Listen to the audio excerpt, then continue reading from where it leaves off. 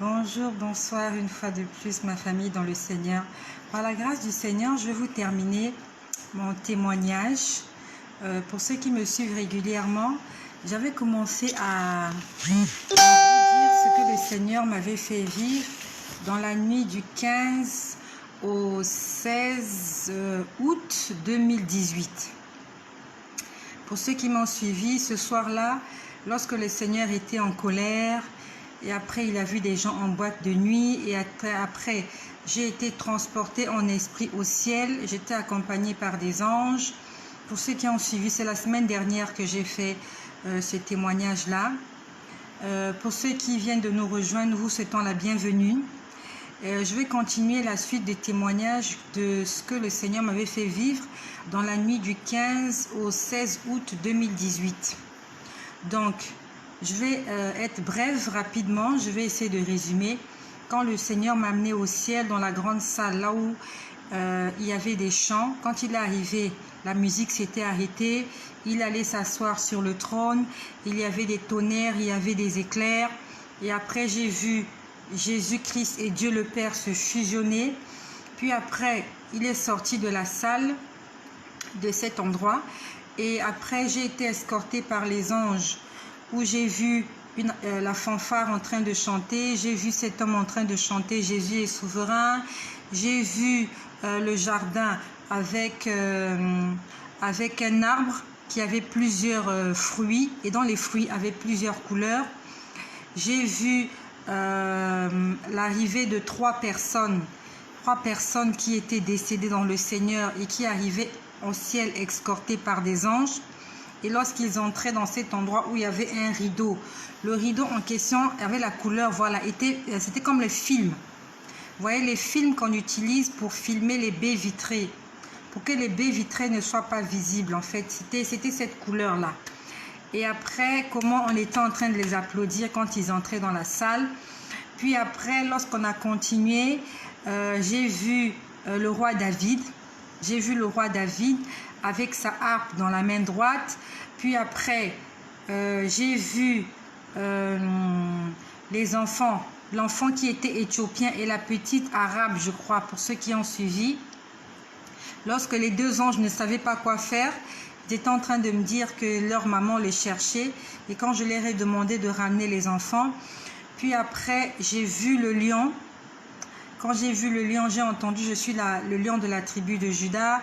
Puis après, j'ai vu l'agneau. J'ai entendu « Je suis l'agneau immolé ». Et puis après, j'ai vu l'aigle. Quand j'ai vu l'aigle, j'ai entendu « Je suis le grand aigle ». Puis après, nous sommes tombés. Il y a eu une chute. Je suis en train de résumer. Il y a eu une chute. Nous sommes tombés à grande vitesse. J'étais accompagnée d'un ange. Nous sommes tombés à une très grande vitesse. Nous avons traversé une zone très ténébreuse.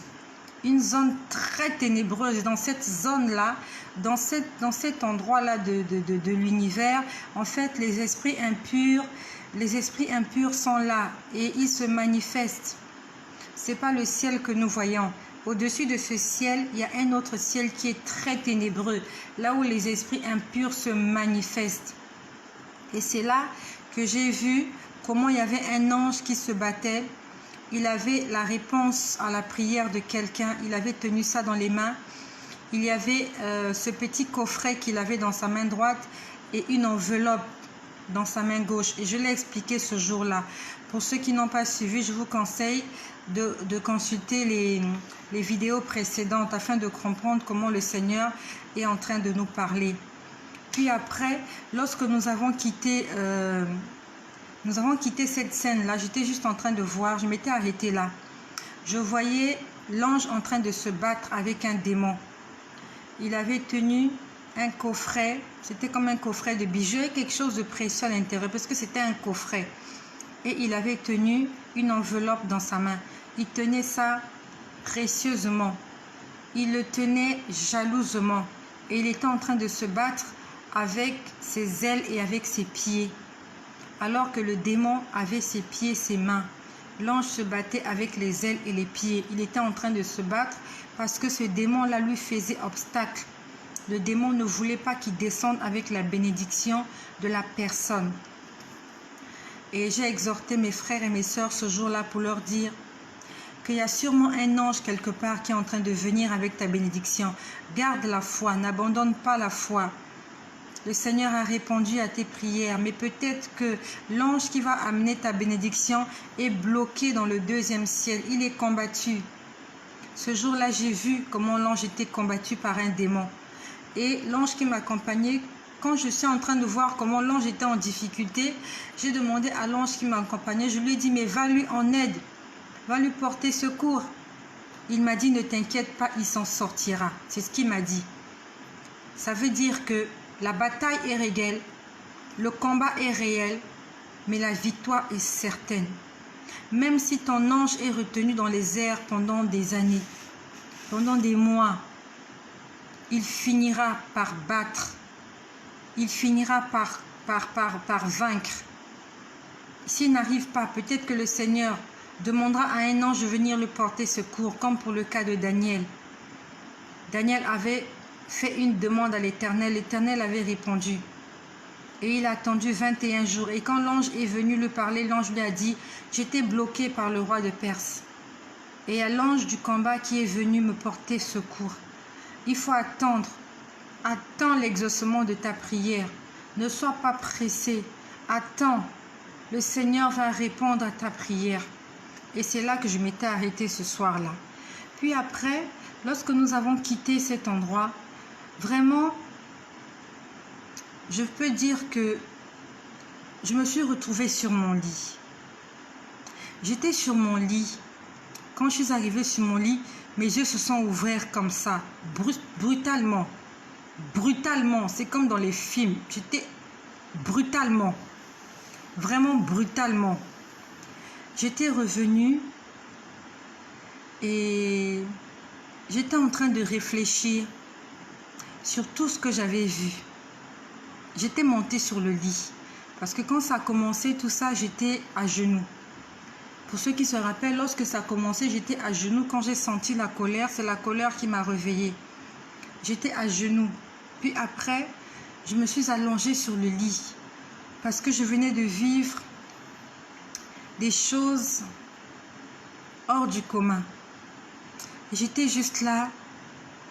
Puis après, je ne sais pas comment je peux vous expliquer. Mon lit a commencé à bouger. Mon lit a commencé à bouger. C'est comme si quelqu'un était en train de remuer mon lit. J'étais allongée. En fait, il me posait la question de savoir qu'est-ce qui se passe. Qu'est-ce qui se passe? Mon lit bougeait. J'avais l'impression qu'il y avait un tremblement de terre dans la maison. Mais rien ne s'était cassé. Mon lit bougeait. J'avais l'impression qu'il y avait quelqu'un qui était en train de remuer mon lit. Je ne sais pas comment je peux vous expliquer ça. Il remuait mon lit comme ça, comme ça. Puis après, le lit s'est élevé. Oh Seigneur. Mon lit s'est élevé. En fait, j'étais juste là, impuissante. J'étais impuissante. J'étais comme livrée. En fait, j'étais comme livrée. Je ne pouvais pas réagir, je ne pouvais pas parler, j'étais juste stupéfaite, j'étais hébétée, j'étais comme une imbécile en train de regarder comment le lit bougeait. Je n'ai pas crié, je n'ai rien fait, j'étais juste surprise de ce que je voyais parce que de toute ma vie, je n'avais jamais vu des choses comme ça. Mon lit a été secoué. Lorsque mon lit est secoué, j'étais seule sur le lit, j'étais avec l'enfant. Je dormais avec ma dernière fille. Elle ne s'est même pas réveillée. Tout ce temps, elle ne s'est même pas réveillée. Alors qu'en ce temps-là, je me rappelle, elle se réveillait la nuit pour prendre son biberon. Elle ne s'était pas réveillée cette nuit-là. Et chaque fois que le Seigneur vient me parler, vient me rencontrer, vient me montrer des choses, l'enfant dort à point fermé. Elle ne se réveille pas. Le lit était secoué. Le lit était secoué. J'ai l'impression que le lit est monté. Ce que je vous dis, c'est...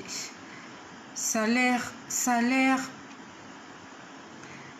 incroyable, mais c'est la vérité. C'est la vérité. J'ai vécu toutes ces choses. C'est pour ça qu'aujourd'hui, je suis fanatique de Jésus. Parce que j'ai vu trop de choses. Je ne peux pas être incrédule. Je ne peux pas aujourd'hui ne pas dire que Jésus-Christ est Dieu. J'ai vécu trop de choses dans ma vie. Des choses qui sont restées gravées là et qui ont changé ma personne. Le lit s'est élevé et j'avais l'impression que je pouvais voyager. Je ne sais pas qui était en train de conduire le lit, mais j'étais là sur le lit. L'enfant était allongé sur ma gauche. Le lit s'est élevé, j'avais l'impression qu'on se retrouvait dans les airs, alors que je venais de là-haut.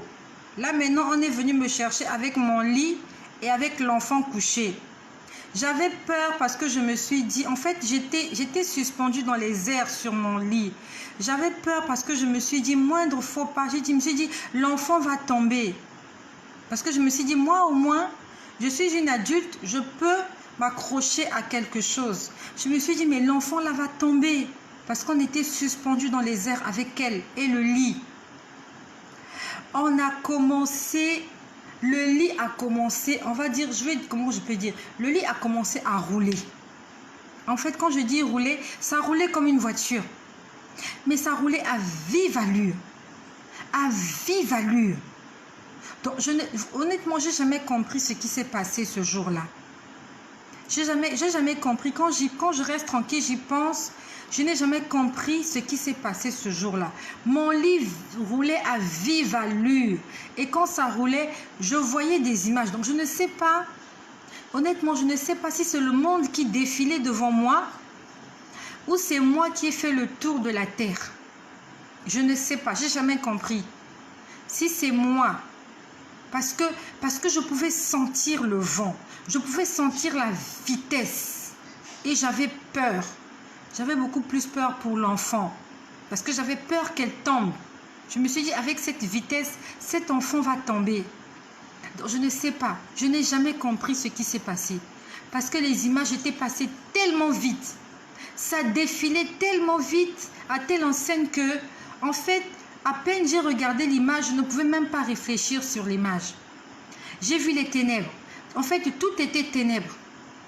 Il y avait comme une petite lumière seulement qui m'éclairait. Il y avait une lumière orangée qui m'éclairait. Je ne sais même pas d'où venait cette lumière-là, mais tout était plongé dans les ténèbres.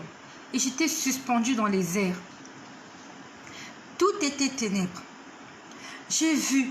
C'est comme si je voyais les époques où je voyais la terre. Je n'ai jamais compris ce jour-là. Je sais que j'ai vu un jardin. J'ai vu un jardin, mais c'était plongé dans le noir. J'ai vu un jardin. J'ai vu des gens cultiver dans un jardin. J'ai vu comme des grottes. Les gens étaient dans les grottes. Après, c'est comme si je voyais l'évolution de la civilisation. Vraiment. Parce que ça allait très vite, très vite, très vite. Ça allait très vite ce que j'ai vu. Vite. Vite. Très vite. J'ai vu les immeubles. C'est comme si j'ai fait le tour du monde entier. Puis après, c'est comme si je suis revenue. Le lit est encore venu se poser. Et la chambre était calme. En fait, j'étais restée là, j'étais assise sur le lit. En fait, j'étais restée là, je me disais, mais qu'est-ce que je vis?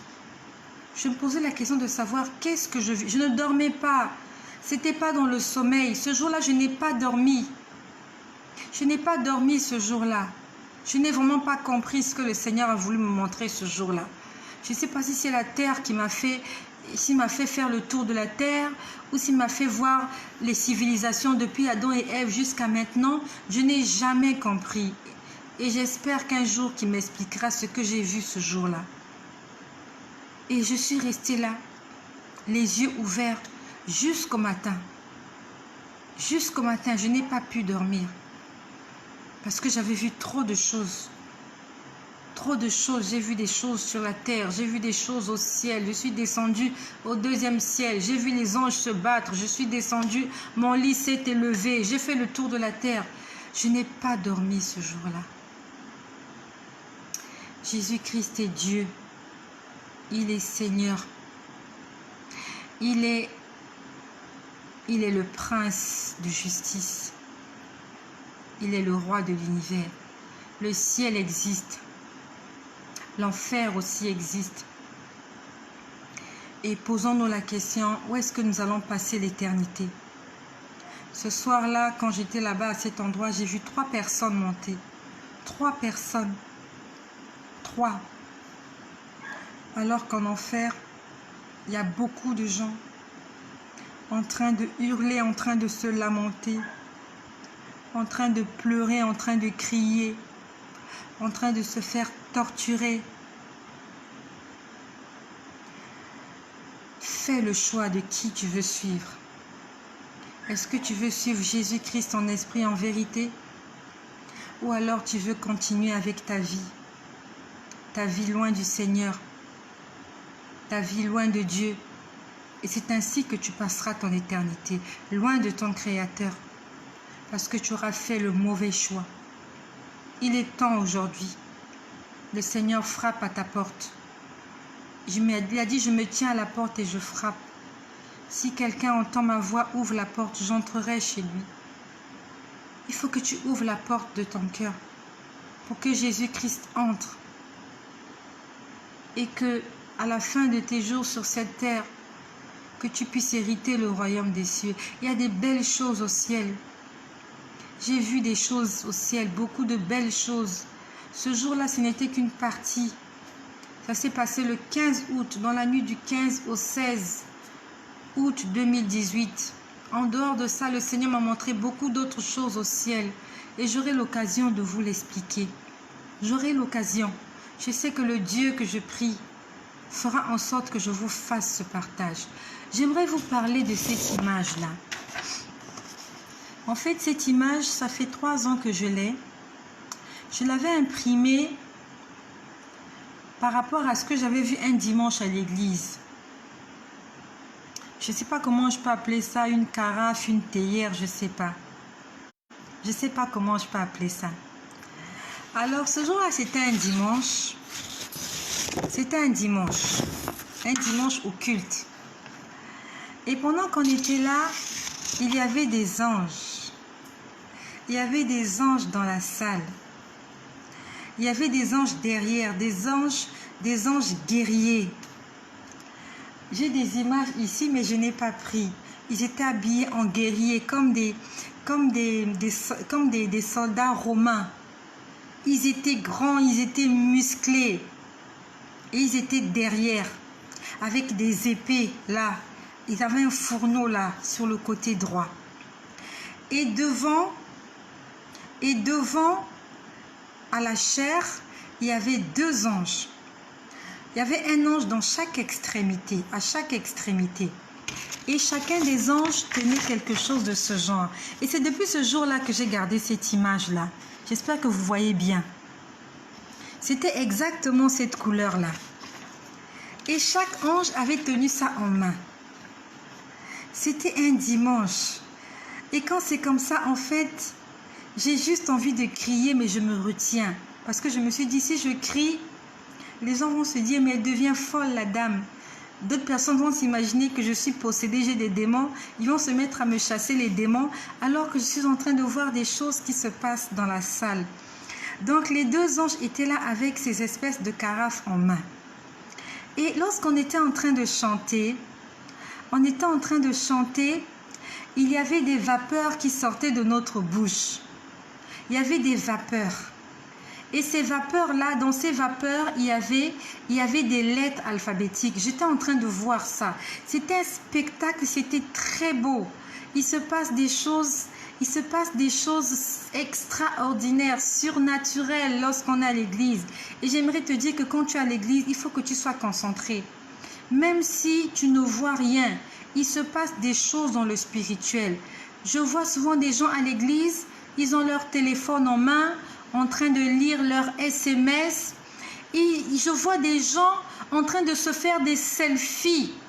Tu as quitté ta maison. Tu as pris le bus ou le taxi. Tu es arrivé, tu as marché. Tu n'as pas eu le temps de te faire un selfie. Tu attends quand tu es à l'église. Le pasteur est en train de prêcher. C'est là où tu te mets à te prendre en photo. On ne se moque pas de Dieu. Et après, quand tes prières ne seront pas exaucées, tu vas dire que Dieu ne t'aime pas. Comment tu peux aller te faire un selfie dans la maison de Dieu pendant qu'il y a le culte? Je ne sais pas beaucoup de gens.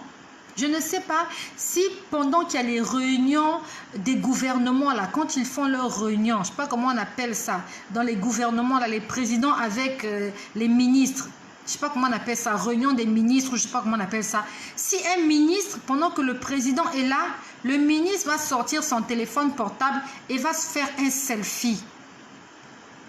Pendant qu'ils sont en réunion de gouvernement, réunion de ministres, je ne sais pas comment ils appellent ça. Est-ce qu'un ministre, alors que le président de la République est là, toi un ministre, qui que tu sois, même si tu es le fils du président, est-ce que pendant qu'il y a la réunion du gouvernement, toi tu peux sortir ton téléphone pour te prendre un selfie alors que le président est là? Mais les chrétiens le font à l'église. Les chrétiens le font. À l'église, on est en train de prêcher, on est en train de prier. Elle sort son téléphone, elle se met à voir ses photos parce qu'elle n'a pas le temps de voir ça chez elle. Elle se prend en photo parce qu'elle n'a pas le temps de se prendre en photo à part quand elle est à l'église. Faisons attention, ce Dieu-là, il est miséricordieux mais il est redoutable. Il est lent à la colère mais il est un feu dévorant. Attention, tout ce que nous faisons, il y a soit des répercussions négatives, soit des répercussions positives. Donc je voyais des vapeurs pendant que les gens étaient en train de chanter. Et ça commence toujours là où il y a les enfants. Vraiment, quand les gens se mettent à chanter, les vapeurs commencent toujours là où il y a les enfants. C'est parce que les enfants sont purs. Les enfants ont un cœur pur. Et un enfant, en fait, l'enfant, il croit tout. Tu vas dire à un enfant, je t'achèterai une voiture, il va croire, il ne se posera même pas la question de savoir comment tu feras pour acheter la voiture, où est-ce que tu trouveras l'argent. Il va juste dire, je crois, attends-moi, hein, je t'achète la voiture. Hein. Il te dira oui. Et Dieu veut que nous ayons ce cœur-là des enfants. Lorsqu'il nous dit, je vais faire quelque chose pour toi, comme un enfant, tu dis, oui, je te crois. Je te crois. Les parents, quand ils sortent, les enfants pleurent. Tu dis juste à l'enfant, attends, je vais te ramener un bonbon. L'enfant se calme. Et le Seigneur veut que nous puissions avoir ce cœur-là des enfants. Lorsqu'il nous calme, il nous dit, reste tranquille, je m'occuperai de toi. L'enfant reste tranquille, même s'il va pleurer un moment, et fin des fins, il va se taire. Il va te le rappeler quand tu viendras. Il va te dire, où est mon bonbon? Où sont les beignets que tu m'as promis? Où est mon biscuit? Mais entre-temps, il t'a laissé aller faire ta course. Ayons le cœur des enfants. Et quand je suis à l'église, lorsqu'on se met à chanter, lorsqu'on se met à prier, en ce temps-là, les parents et les enfants étaient ensemble. C'était avant le confinement. Et les vapeurs sortaient toujours dans la bouche des enfants d'abord, avant la bouche des adultes. Les enfants avaient un petit coin là où ils restaient. Et c'est dans cette rangée-là que les vapeurs commençaient. C'est pour ça que je vous dis, le Seigneur écoute les prières des enfants. Si tu as des enfants à la maison, il faut prier avec les enfants. Tu as un sujet de prière, prends les enfants, mettez-vous dans la chambre à genoux, priez. Dieu écoute les prières des enfants parce qu'ils ont un cœur pur, ils ont un cœur innocent. Et ça commençait comme ça. Donc les vapeurs sortaient d'abord dans la bouche des enfants. Les enfants étaient en train de chanter, les vapeurs chantaient. Lorsque tu dis par exemple Hosanna, je voyais le H. Je voyais le O, je voyais le S, je voyais vraiment, je voyais les lettres que les gens prononçaient. Quand tu dis Seigneur Jésus, je vois Jésus, je vois le J. Mais quand le J sort de ta bouche, en fait, le J était en train de danser. Ce sont des lettres qui dansent. Donc, la vapeur fait ça, ça danse, ça danse, ça danse. Ça ne va pas tout droit. Donc, j'aimerais vous faire un chemin parce que c'était trop beau. Ce sont des vapeurs blanches qui sortaient de la bouche.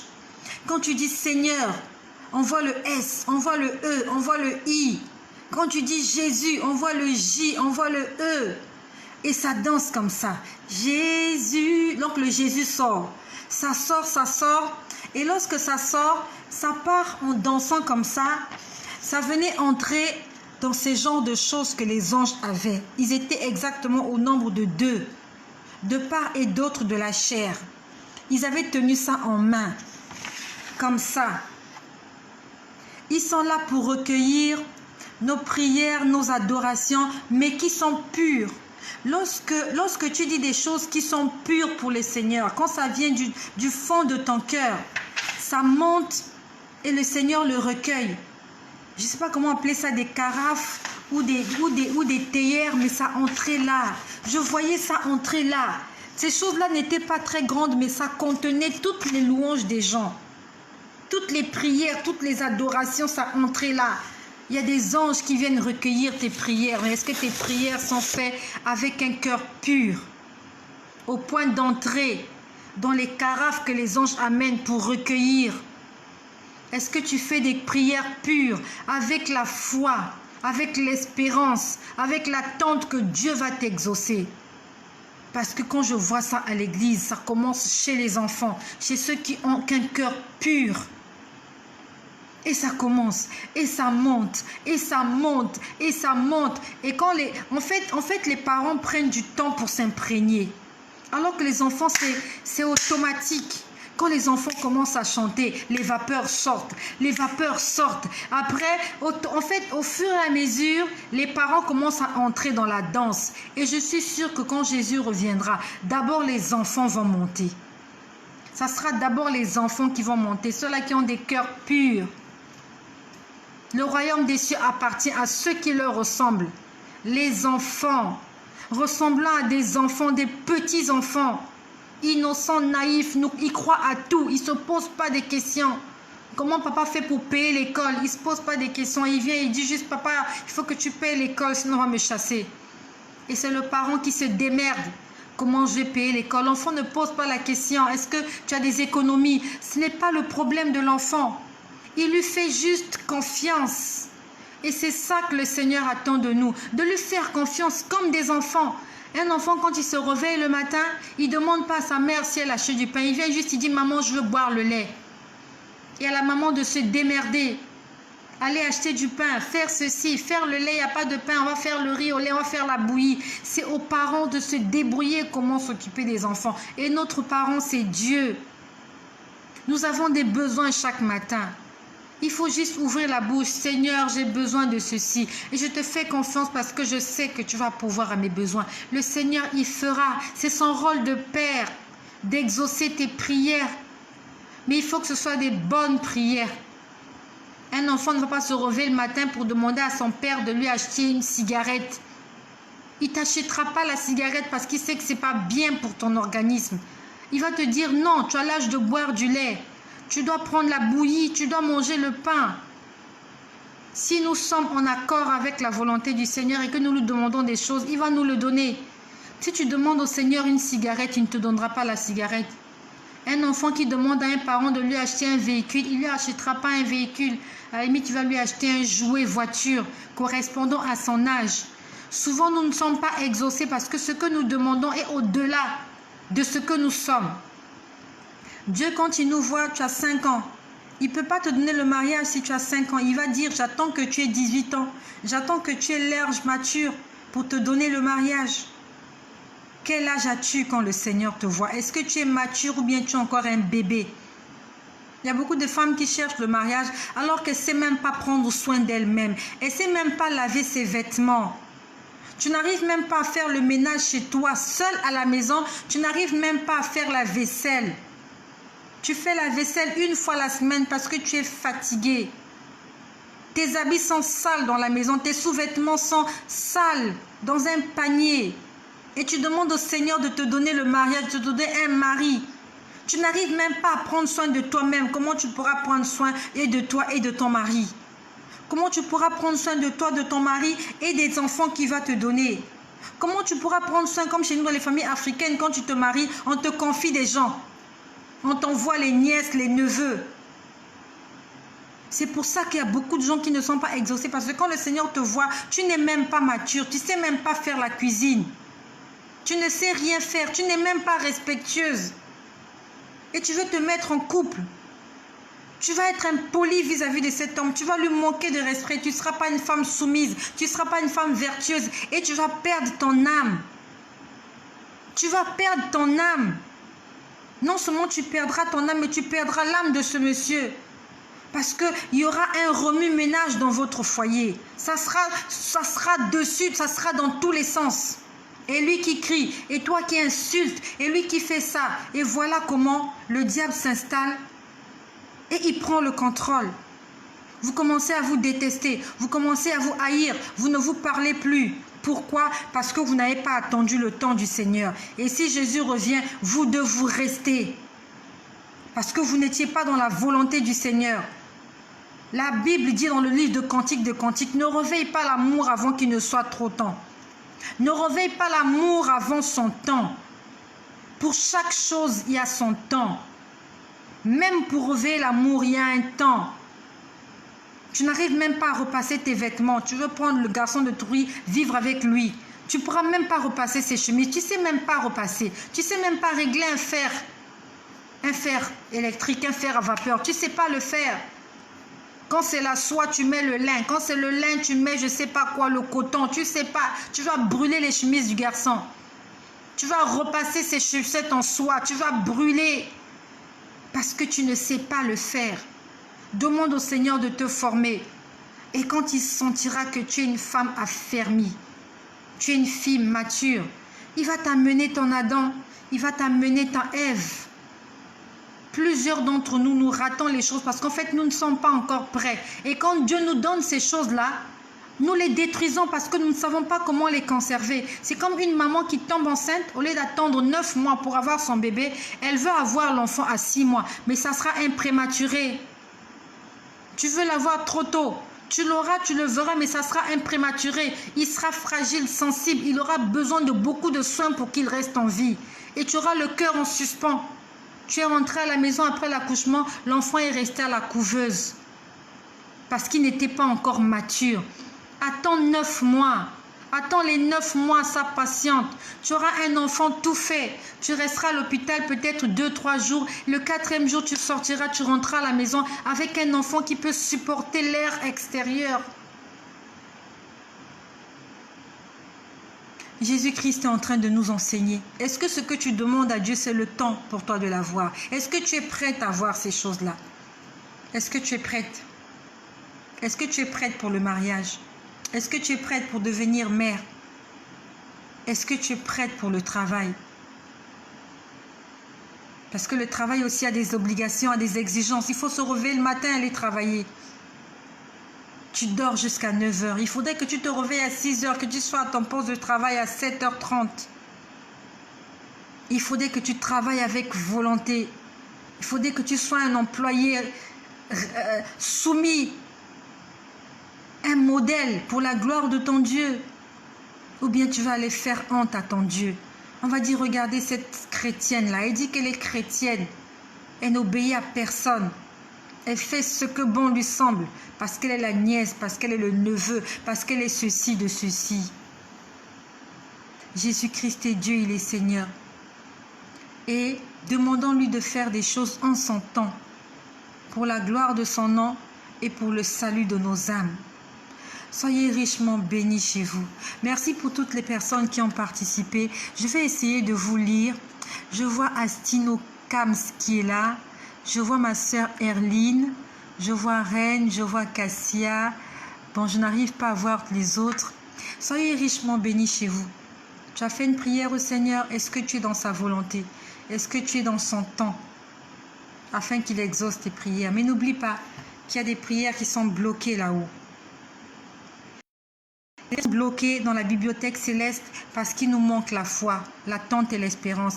Et il y a des prières qui sont bloquées dans le 2e ciel parce que l'ange qui vient avec notre prière est, en fait, il est retardé. Il est retardé. Soyez richement bénis chez vous. Soyez richement bénis chez vous. Et que le nom de Jésus-Christ soit glorifié. Si tu as aimé ce partage, j'aimerais que tu le partages avec quelqu'un qui a besoin d'entendre ces choses-là. Si tu as été édifié, tu as été béni par ces choses-là, Partage-le avec quelqu'un. Il y a des prières bloquées là-haut. Il y a des prières bloquées là-haut à cause de nous-mêmes. À cause de nous-mêmes. Que la foi qui est en nous soit boostée afin que les choses soient libérées, que notre bénédiction soit libérée dans le nom puissant de Jésus-Christ. Gloire à Jésus-Christ et soyez richement bénis chez vous.